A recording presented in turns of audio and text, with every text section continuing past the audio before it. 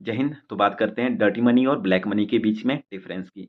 देखिए, जो black money है उसका सोर्स लीगल भी हो सकता है और इलीगल भी हो सकता है। आप बोलेंगे अब लीगल कैसे हो सकता है, लीगल तरीके से ब्लैक मनी को कैसे अर्न किया जा सकता है। जी हाँ, जैसे कि डॉक्टर हो गए या कोई लॉयर हो गया, कोई भी प्रोफेशन ले लो, तो वो जो पेमेंट ले रहे हैं, वैसे जो काम कर रहे हैं वो लीगल काम कर रहे हैं, बट जो उसकी पेमेंट ले रहे हैं वो कैश में ले रहे हैं, और गवर्नमेंट को जो शो कर रहे हैं वो बहुत कम इनकम शो कर रहे हैं।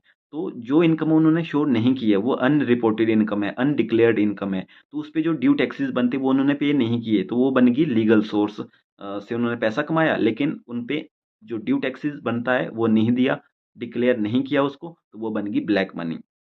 तो ऐसी इनकम और ऐसे एसेट जो डिक्लेयर्ड ना हो और उन पे जो ड्यू टैक्सेस है वो पे ना किए गए हो, तो ऐसी इनकम और ऐसे एसेट को ब्लैक मनी कहते हैं। तो ये जो लीगल तरीका था। और इलीगल तरीका क्या है? इलीगल तरीका हो गया जैसे कि आपने जो मनी है वो क्रिमिनल एक्टिविटीज से कमाई हो, जैसे स्मगलिंग, ड्रग ट्रैफिकिंग होगी, या फिर आपकी टेरर फंडिंग से पैसा कमाया है, एक्सटॉर्शन से पैसा कमाया है, तो वो इनकम आपकी इलीगल तरीके से जो इनकम आई है वो तो ब्लैक मनी होगी ही होगी। लेकिन उसका जो अलग नेम भी है वो है डर्टी मनी। डर्टी मनी हमेशा ही इलीगल तरीके से कमाई जाती है, और जो ब्लैक मनी है वो उसका सोर्स लीगल भी हो सकता है और इलीगल भी हो सकता है।